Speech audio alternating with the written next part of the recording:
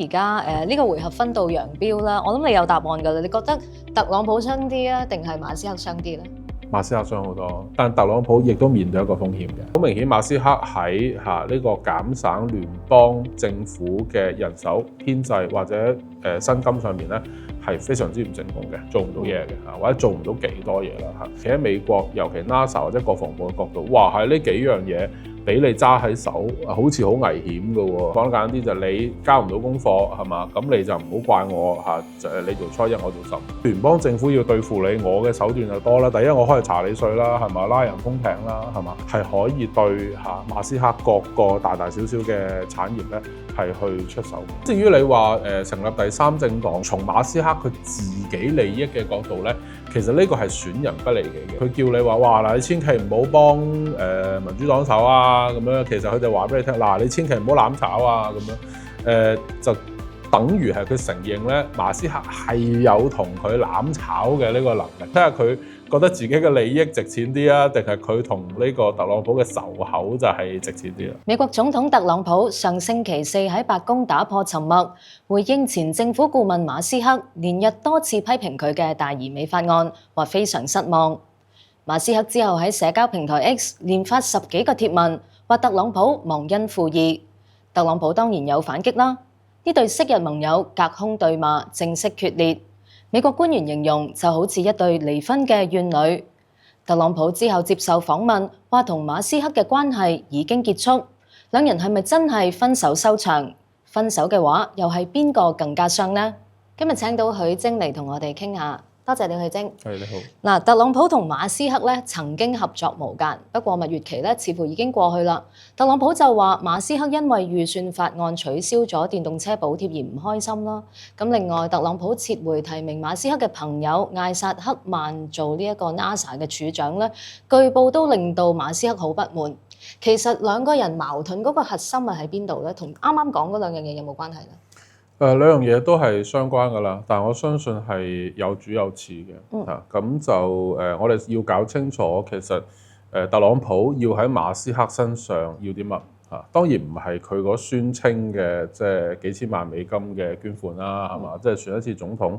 邊個冇啊？同埋美國有相對完善嘅一個制度咧嚇，去監控翻嚇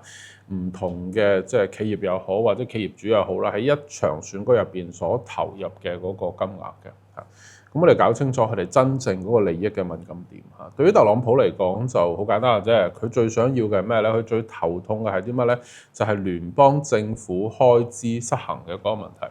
咁開支失衡就好通俗咁講嚇，不外乎就兩出兩入嘅啫嚇。兩個出就一個就係我哋都批評過香港啦喺本節目嗰度就係聯邦政府嘅僱員，主要就係啲高級公務員嘅開銷係嘛。第二個出咧就係中下階層嘅一啲福利係嘛。兩個入嘅就一個外邊收到嘅稅其實就係關稅啦，而國內收到嘅稅主要就係富人稅啦。美國喺中下階層身上收到嘅稅唔多嘅。咁呢個兩出兩入，咁好明顯就佢哋兩者係有分歧嘅。咁不過咧，特朗普既然交得呢個 DOGE 俾你馬斯克嘅話咧，咁你睇下你搞成點咯，係嘛？咁好明顯馬斯克喺呢個減省聯邦政府嘅人手編制或者薪金上面咧係非常之唔成功嘅，做唔到嘢嘅或者做唔到幾多嘢啦嚇。咁兩出兩入嚇，咁嗰個所謂嘅兩出嚇，咁呢個減省呢一個中下階層嘅福利咧，呢個特朗普佢係唔願意嘅喎。上一個任期你都見到佢係唔願意，咁所以如果你要慳錢咧，你只能夠慳公務員分量嘅啫，你又唔可以減中下階層嗰個福利嘅。咁你要慳嘅你慳唔到嚇，咁調翻轉，咁我要收嘅嚇，咁我梗係收關稅啦，係嘛？咁富人稅我係大減嘅。咁馬斯克就調翻轉噶嘛，佢喺美國國內其實冇幾多產業，亦都冇幾多企業噶嘛。美國對於佢嚟講，其實主要係市場嚟噶嘛，既唔係佢家鄉，佢南非人嚟噶嘛，又唔係佢家鄉又唔係佢嘅企業，佢主要嘅生產基地，佢最大嘅生產基地其實喺上海啊嘛。咁所以美國對佢嚟講係市場。咁所以如果你收呢個富人稅或者唔減富人稅，梗係即係跟唔到佢忽肉啦，係咪？咁但係如果你收關稅咧，咁你就攞佢命嘅喎 Tesla 係咪先？咁所以喺呢個稅務問題上面咧，的而且確曾經令到 DOGE 嘅馬斯克咧同特朗普咧係有個矛盾嚇。咁講得簡單啲就係你交唔到功課係嘛，咁你就唔好怪我嚇，就你做初一我做15啦。咁而馬斯克佢最想要啲乜咧？其實就唔係 Tesla。我哋知道長遠嚟講咧，其實 Tesla 嘅生意係冇得做嘅。你無論係 BYD 定係其他小米等等嘅崛起啦，你個 Tesla 嗰個毛利純利其實已經變到越嚟越低，再加上關稅啊等等嘅不確定嘅因素咧，其實馬斯克佢長遠佢要發展嘅話咧，其實過去嗰3-5年已經見到個跡象㗎啦，即係由電動車咧轉移去乜咧？太空嘅科技，咁就 SpaceX。咁啊 SpaceX 其實最低限度有2-3樣嘢其實係發展得唔錯。第一我哋知道就係 Starlink 啦、星鏈啦嚇，呢個叫做新一代嘅有可能取代6G 通訊技術嘅呢一個太空嘅通訊科技啦，係嘛？第二咧就係所謂嘅呢個所謂龍飛船嚇，載人嘅嚇往返嚇，即係天地之間嘅一個飛船嚇。咁咧就佢唔係淨係個飛船嘅，包括火箭系統啊嚇，呢個發射站啊，其實 SpaceX 佢哋都係一次過搞掂晒。當然最後嘅咧就係同龍飛船有關，同 SpaceX 嘅火箭有關，亦都同呢一個所謂嘅 Starlink 相關嘅咧，就未來嘅就唔係鐵穹啦，以色列嗰個就叫鐵穹嚇。特朗普推過可能同佢執金毛有啲關係咧，就叫金穹。咁呢3樣嘢其實都係呢個馬斯克志在必得嘅嚇。咁但係企喺美國，尤其 NASA 或者國防部嘅角度，哇係呢幾樣嘢俾你揸喺手，好似好危險嘅喎嚇。咁所以咧喺你呢個 DOGE 交唔到功課嘅時候咧，特朗普話：都唔好怪我啦，你最想要嗰樣嘢，但對我哋嚟講咧，可能係最高風險嗰樣嘢咧，我哋就要收翻嚇。當我要收翻呢個 NASA 一系列嘅從個即係處長嘅人選呢個 Jared Isaacman 冇得任呢個處長，即係直白啲講就係你即係馬斯克條僆嚟嘅啫，係咪？當我收翻呢個人選同埋好多生意我唔俾你做嘅時候咧，雙方就會決裂。咁而且你講話兩者嚟講啦，我覺得對於馬斯克嚟講咧，最重要嘅就係佢嗰個 SpaceX 咧唔可以獨佔美國國防未來嗰個市場。對於特朗普嚟講咧，最致命嘅咧就係你個 DOGE 就交唔到功課嚇，唔能夠各取所需咧，咁呢兩位投機商人咧就只能夠決裂啦。不如簡單啲，你做主動啦。我主動都要有人受先得㗎。人手有 Blue 香港首間網上人壽保險公司，保證全城最低價。上網撳幾粒掣就有人壽保。揀 Blue 保險就係咁簡單。頭先講到 SpaceX 啦，其實可唔可以咁講，馬斯克自己都有少少計錯數，高估咗自己手上嘅籌碼，亦都高估咗自己即係對特朗普嗰個影響力啦。SpaceX 就冇高估嘅，調翻轉嘅就係話佢高估咗自己喺 DOGE 嘅任內，講真都係呢100幾廿日啫，係嘛？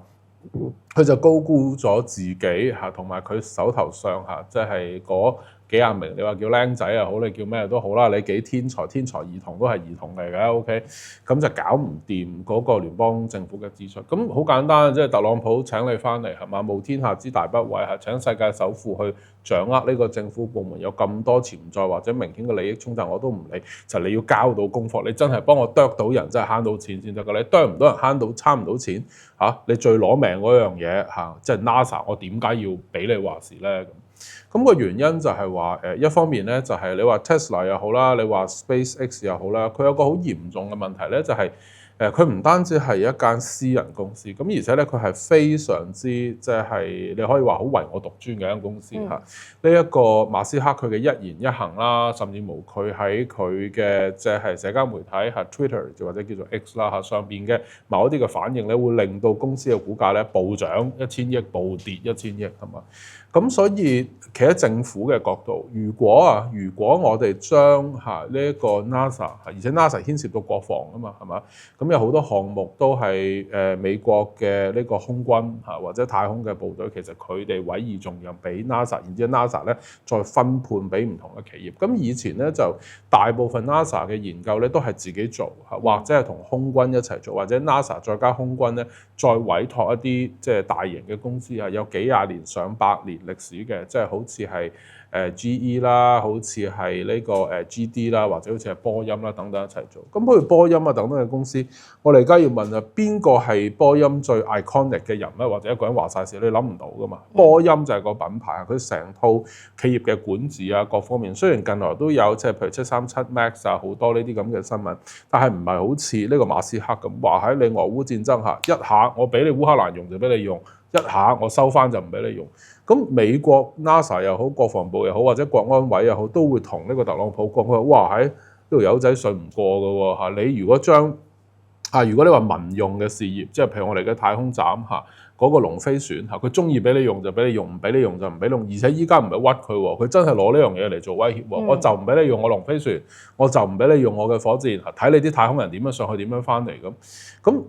就會出現咗一個現象，就係話，的而且確美國嘅太空事業發展，甚至乎太空人嘅生命，同埋呢個係一個超級大國嘅形象嚟㗎嘛。咁究竟呢樣嘢唔好話係遇到 NASA 嘅處長係你馬斯克可以話事，或者美國嘅太空或者國防事業係你馬斯克一個人可以話事，唔係一間公司一個人可以話事。咁美國總統佢嘅威嚴、佢嘅尊嚴喺邊度咧？咁而且事實上嗰個唔純粹係一個政治形象嗰個問題，而係美國長遠呢個發展，無論係作為一個異常龐大嘅一個經濟利益，定係真正國家安全掌握喺啲咩人手上嚇？咁就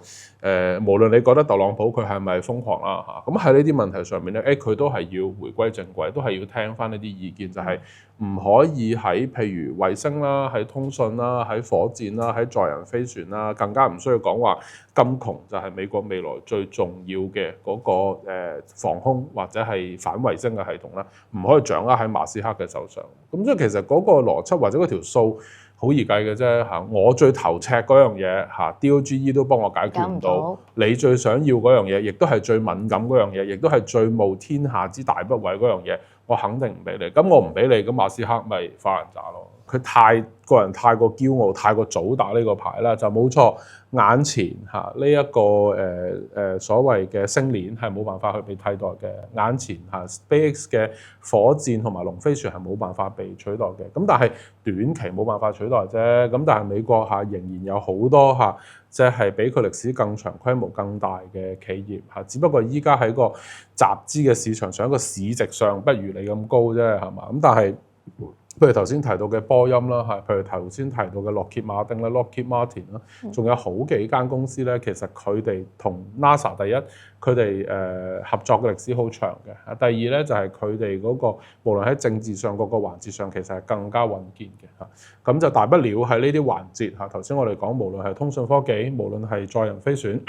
大不了美國咪唔發射載人飛船，大不了唔發射1年半載咯，係嘛？咁啊等呢個 SpaceX 佢其他嘅競爭對手，好似波音啊，好似 Lockheed Martin 啊、洛歇馬丁啊等等嚇，甚至我頭先提到嘅 GE 啊、GD 啊等等，等佢哋嚇後邊再追翻咯嚇。咁調翻轉，我聯邦政府要對付你，我嘅手段就多啦。第一，我可以查你稅啦，係嘛？拉人封艇啦，係嘛？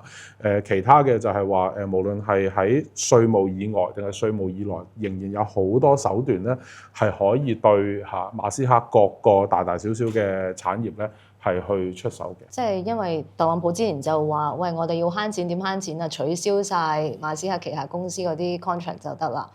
會唔會有呢一個情況出現咧？即係繼續鬧落去嘅話，對佢嘅生意嗰個影響大唔大？嗱，我諗正如頭先粗略咁分析啦，其實佢眼前嘅生意係嘛，佢最當時得令嘅電動車嘅生意，同埋佢最想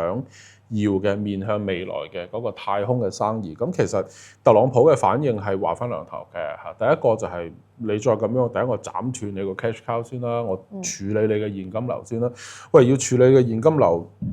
其實唔係好難嘅啫喎嚇。第一就係話咁，我咪同中國大陸傾咯，係嘛？即係你如果要買電動車，唔係一定要買 Tesla 噶嘛。如果你習近平俾得係足夠嘅好處我，無論喺稀土，無論喺其他唔同嘅環節，甚至無理金融業或者高端嘅服務業，你開放俾我美國市場，咁我咪俾你其他品牌嘅電動車用同一個關稅。如果你用同一個關稅進入美國市場，或者我唔再打壓你中國大陸嘅品牌，咁你 Tesla 唔單止喺大陸就喺上海賣唔喐，你喺我美國都賣唔喐㗎啦，係咪？其次嘅就係特朗普佢同本土嘅好多生產油車嘅企業係嘛，或者係間接都會受惠嘅，就係呢啲譬如我哋講喺德州或者其實唔同地方或者美國近岸嚇，即係沿海開採石油、天然氣，因為都唔係特朗普啦，連奧巴馬嘅年代其實佢都簽署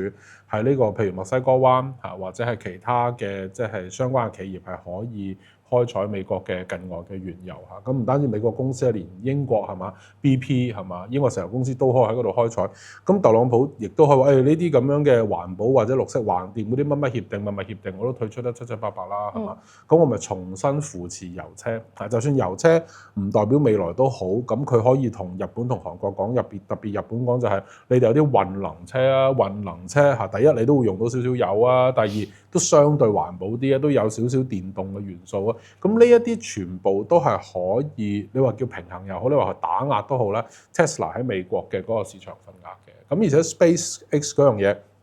其實係互相威脅嘅啫，係嘛？特朗普就話我取消晒你啲政府嘅即係合約咁，短期嚟講嚇受傷嘅梗係 NASA 或者美國嘅國防部啦。咁但係長遠嚟講，喂，美國係你唯一嘅客仔嚟噶嘛？美國政府係你 SpaceX 唯一嘅客仔嚟噶嘛？咁唔通你覺得中國人會幫襯你？唔會啦。咁因為隨住中國嗰個太空科技崛起之後咧，其實全世界以前咧發射衛星或者載人飛船或者各方面咧，其實中美俄再加埋歐洲咧嚇，咁咧其實基本上係你可以話算係平衡嘅個市場。咁甚至無有啲中小型國家，好似係印度啊、韓國啊，更加唔需要話日本咧，其實佢有佢自己嘅嚇，即係所謂嘅發展嘅一個市場。咁但係其實去到過去呢10年嚟，特別呢5至8年嚟咧，世界太空嘅事業作為一個產業啊嚇，其實就剩翻即係中國同美國嘅啫。咁你馬斯克唔通你唔做呢一個特朗普生意，唔通你做到習近平生意，姑且唔得啩？咁所以冇錯，眼前我係好需要你 SpaceX 呢間公司支援我，但係如果你係去到咁盡，大家真係唔做生意嘅話咧，傷嘅就梗係 SpaceX，冇理由係呢個 NASA 啦。咁我哋再講下馬斯克仲有啲咩籌碼咧？咁佢咧之前就承諾咧話捐1億美元俾共和黨嘅，咁雖然未兌現嘅，咁但係佢始終都係共和黨一個大嘅金主啦，亦都係即係特朗普本身競選工程都幫咗佢一啲嘅。咁但係佢就而家暗示要成立新政黨啦。咁如果共和黨同特朗普真係冇咗呢條大水喉，會唔會都有啲麻煩咧？嗱，第一咧就係美國嘅選舉啦嚇，無論係國會定係總統選舉咧，因為佢商界嘅介入咧，特別無論係透過捐款啊、透過動員嗰方面，其實已經比其他民主國家係要深一啲噶啦。咁所以其實佢係有一整套嘅係關於募款嘅嚇，咁或者包括提名機制嘅。呢一個法律嘅體系啦，咁去保障咧冇一個企業或者企業主咧係會過度干預一場選舉嘅。咁就你最多可以話有某啲嘅我哋叫做lobbying 嘅群體。咁當然最強大嘅就係以色列，唔係美國本土嘅猶太人啦。最強大嘅就係以色列嘅遊說團啦。咁仲有一啲嘅譬如係煙草商啦嚇，譬如係呢一個即係槍械啦嚇，仲有其他譬如軍火商啊等等等等嚇。咁大大小小唔同嘅遊說團，咁但係你話入邊個別嘅一個富翁嚇，哪怕你係世界首富啦，你好能夠左右到某一場選舉咧，我覺得又不至於嘅。一定程度上，如果你講翻馬斯克自己啦，我相信佢個人嘅魅力，或者佢喺美國係某一個關鍵少數上面嘅影響力，其實有可能即係重要過佢所投放嘅嗰個資金嘅。同埋退一萬步講啦，如果你話捐款，你話募款，最遲嚇，由呢個克林頓夫婦嘅時代開始，從來民主黨籌到嘅錢都多過你㗎啦。因為講得簡單啲，民主黨人有錢啲㗎嘛，係咪？大部分紐約人、大部分加州人嚇，其實佢哋都係支持民主黨㗎嘛。咁所以喺呢個募款嘅問題上，我又唔覺得馬斯克佢有一個咁舉足輕重嘅作用喺度。咁至於你話成立第三政黨，就係第一從馬斯克佢自己利益嘅角度咧，其實呢個係損人不利己嘅。當然你話有時啲人做嘢，我就係要選你，我唔係要利己，得唔得咧？唔排除，但客觀上佢只係損人不利己嘅。因為點解咧？就係如果佢出嚟或者佢支持某啲候選人出嚟咧，佢喺嚟緊嘅中期選舉入邊嚇取得一定嘅席位嚇，咁個可能性一定係高過喺總統大選入邊，因為總統大選第一就係紅藍對決啦，係嘛？第二咧就係其實用選舉人票啦嚇，其實冇第三勢力嘅空間。但係國會選舉同埋州郡政府嚇，包括係地方議會嚇，尤其係議長同埋州長嘅選舉咧，哇咁就有可能偷雞嘅喎，第三勢力。咁第三勢力偷雞，咁你當然話哇，咁你都可能事倍而功半嘅，投放好大嘅資源，攞到一席半席參議院嚇，或者可能攞到3-5席嘅眾議院。咁而呢個州政府嚇，可能係最多都係取得1個半個州。但問題係喺依家民主共和兩黨咬得咁緊嘅情況之下咧，如果你攞到嚇1個半個州長，如果你攞到嚇即係參議院1席半席啊，咁你就等於係掌握大勢咯，因為好可能眾議院個距離稍為明顯啲啦，但係參議院咧喺呢個所謂中期選舉之後咧，咁好可能係真係爭1席半席嘅啫。咁而你馬斯克如果我扭盡六壬啊，出盡我抌幾百億落去選係，真係要攞你1席半席咧，又唔係完全冇可能。咁但係當然你咁樣對即係共和黨嘅衝擊只係即係短期㗎啦，只係短期㗎啦，即係只有即係最多1-2年咁樣嘅影響嚇。咁你話係唔係能夠即係棘住呢個特朗普嘅馬腳？咁你棘住1年半咗係有可能嘅。但調翻轉民主黨會唔會對你投桃報李咧？肯定唔會啦，因為馬斯克喺一系列嘅問題上邊，譬如移民問題啦，譬如聯邦政府特別係武裝部隊嘅權力嘅問題啦，仲有更加敏感譬如 LGBT 啊或者其他平權嘅問題。咁你馬斯克同民主黨嘅嗰個即係選民絕對係南轅北轍噶嘛。民主黨同共和黨最大嘅問題就係共和黨係以選票換鈔票啊嘛，民主黨係調翻轉噶嘛，佢係以鈔票換選票啊嘛。得罪咗選民咧，共和黨唔係死梗嘅，民主黨得罪咗選民咧，咁佢死梗噶嘛。咁所以從呢個角度去睇，馬斯克如果你係要做損人不利己嘅民事，如果你問我佢有冇咁嘅能力喺中期選舉咧，我認為有嘅。咁但係你話佢咁樣做完之後嚇，嚴重地激烈地得罪共和黨嘅情況之下，民主黨會唔會有啲咩着數俾佢咧？我就會肯定絕對唔會嘅。咁所以咁呢個佢自己就權衡啦。咁睇下佢覺得自己嘅利益值錢啲啊，定係佢同呢個特朗普嘅仇口就係值錢啲啦。咁特朗普都有警告佢喎，就係叫佢嗱，你千祈唔好喺中期選舉度幫民主黨啊，唔係你有嚴重後果。有啲咩後果咧？同埋特朗普呢一個警告，其實會唔會都反映佢自己都有少少擔心？即係你係咪真係傻咗走去幫民主黨咧？嗱，我覺得呢個即係呢個問題後嗰半節呢個先係關鍵啦。其實由上台至今嚇，特朗普佢做嘅所有動作，其實佢所有嘅危機咧，都係在於中期選舉。咁所以其實我有啲睇唔明嘅就係呢個何立峰副總理佢喺瑞士嚇，咁同呢一個貝森特佢見完面之後，咁點解喺第二輪嘅選舉咧就係咁鬼順攤嘅咧嚇？第一就你去倫敦咪即係等於去美國半個主場嚇。第二咧就係話喺呢個稀土啊好多環節，特別係喺呢個即係同呢個磁鐵嚇相關嘅呢個稀土環節上邊咧，其實就放得係比較鬆啲啦。同一時間特朗普都繼續喺譬如晶片啦，繼續喺其他唔同嘅環節咧，繼續係收緊對華嘅限制嘅。因為點解咁講咧？就係話好明顯挨近呢一個中期選舉咧，其實特朗普有好多危機、好多地雷要拆嘅。其中一個當然就係債務高峰啦嚇。之前喺節目上邊我哋都有討論過，佢除咗係所謂嘅美股美債同埋美匯三殺。美匯三殺，其中有第四殺嘅就係美國嘅樓市嘅，其實唔係冇風險嘅。個原因長話短説嘅就係美國嘅樓咧同香港就唔同，佢唔係鋼筋混凝土結構嘅，佢用嘅鋁材、鋼材同埋木材咧，其實全部都係加拿大同埋歐洲、日本運過去。咁如果你而家同人哋打貿易戰咧，分分鐘你呢啲樓價就會上升啦。咁但係如果你個息你又搞唔掂鮑威爾喎，搞唔掂呢啲哈佛中人喎，你個息你又降唔到嘅時候咧，你個成本就上升嚇，咁你嗰個資金成本咧又維持住。咁其實就相當之頭痕嘅一件事，咁所以再加埋依家共和黨係咪陷入呢一個內戰啦嚇？即係馬斯克其實個源頭都係從呢個 DOGE 嚇，即係嗰個聯邦政府開銷搞唔掂呢一樣嘢去出發嘅。咁就所以可以話由依家呢一刻嚇去到6-7月美國嘅嗰個債務高峰嚇。然之後咧落去就係嗰個中期選舉嘅呢個前奏，其實特朗普確實係非常非常之難行嘅，咁所以佢叫你話哇嗱，你千祈唔好幫民主黨手啊咁樣，其實佢就話俾你聽嗱，你千祈唔好攬炒啊咁樣，就等於係佢承認咧，馬斯克係有同佢攬炒嘅呢個能力嘅嚇，即係話成事咧就不足噶啦，敗事咧絕對有餘。呢一個就係馬斯克或者包括 SpaceX 在內啦，喺美國嘅政壇佢個分量究竟喺邊度？咁展望下啦，你覺得事情嘅走向會係點咧？特朗普同馬斯克真係各走各路啊？定係我哋鬧下嘅啫？發泄完之後，咪回歸返一個工作模式、一個生意模式，可能仲有其他嘅合作嘅。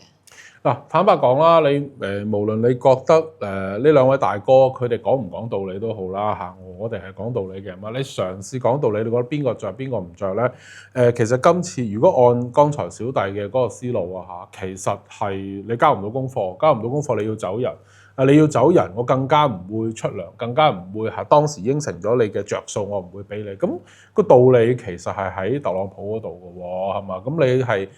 廿文廿武咁，你嚟搞呢個 DOGE，咁你係交唔到功課啊嘛？你交唔到功課，你幫唔到我慳錢，又更加幫唔到我賺錢，我梗係用我嘅方法去維持我聯邦政府嘅嗰個收支平衡啦。因為佢先講嚟講去就係話，你嗰個兩出兩入，無論用邊一個組合都好，你搞唔掂聯邦政府嗰個開支嘅平衡嘅話，咁我個美債就出事噶啦嘛。我美債一出事，咁我好快就見真章噶咯喎。大概6、7月到我就要用新債就還舊債，係嘛？我新債還舊債嘅時候，嗰個息率，嗰個實際嗰個息率，究竟同我帳面嘅息率相距幾多咧？係嘛？咁其實就好睇當時嗰個美股、美債、美匯，甚至乎美樓當時嘅嗰個實際嘅情況。咁呢個成個即係火燒連環船，或者成個邏輯咧特朗普佢無論從佢嘅理解、佢嘅判斷，定係佢實質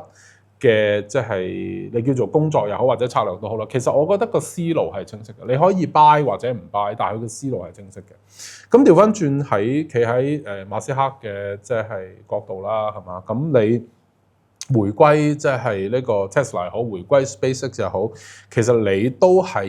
要所謂睇美國聯邦政府嘅面色做人嘅。即係如果佢係要收你關稅係嘛，咁你咪睇下中間無論，不過佢又要預翻佢個老冤家啦佢就應該唔係同商務部就傾嘅，佢應該要係同財政部同呢一個貝森特去傾嘅，因為依家好明顯就分咗工一啲中小型嘅經濟體咧，就係呢個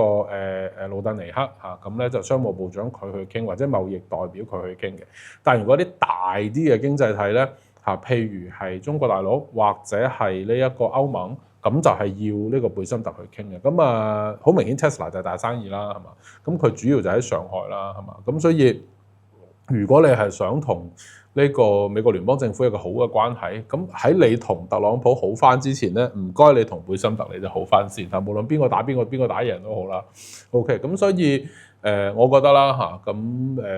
如果馬斯克仲係有丁點理性嘅話，佢仲係顧住自己作為一個商人嘅身份嘅話咧，咁你咪回歸你 Tesla 或者 SpaceX 嘅生意咯。咁喺原先嘅嗰個框架之上，無論你係整電動車，無論你係射呢個太空人係嘛，咁你咪喺呢個框架之後好好配合即係聯邦政府嘅工作咯。我哋無論喺媒體上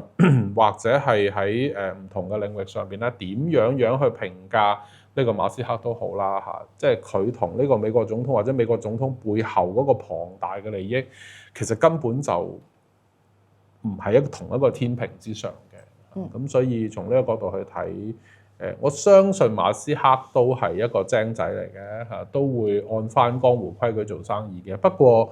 如果你問我佢有冇能力走去做一個攬炒成事不足敗事有餘嘅人咧，咁我都要強調，咁佢又真係有呢個能力。呢個亦都係點解特朗普喺呢幾日啦表現得相對克制、相對斯文都仲講少少好説話嘅原因，就唔係話你會打贏我，你就輸緊㗎啦。大家唔係同一個量級嘅對手。不過咧，我對面仲有民主黨喺度。如果咧你想搞震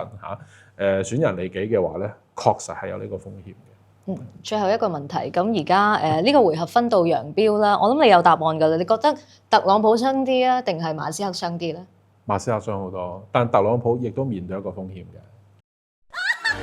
奶奶，今晚不如煮海景佛跳牆、豉椒爆炒肥鵝頭、清湯杯炸靚個樣。人生已經夠煩，好在仲有得揀。